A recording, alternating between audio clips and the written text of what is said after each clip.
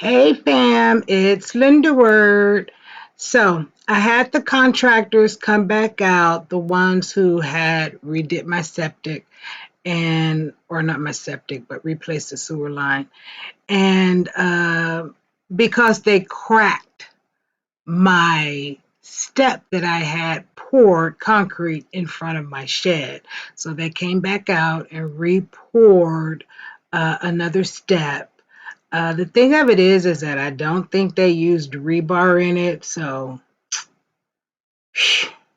anyway, um, but yeah, and then it doesn't quite look like it's the same size. It may be off a few inches, but okay. I'm just, it is what it is. Anyway, they redid it. And yeah, here's the video. Now, I didn't want to go outside and bother them because at this point, I feel like I'm the complainer and I just don't like that. But yeah, I stayed inside, just kind of threw up my camera, plus because I was working. So yeah, here you go.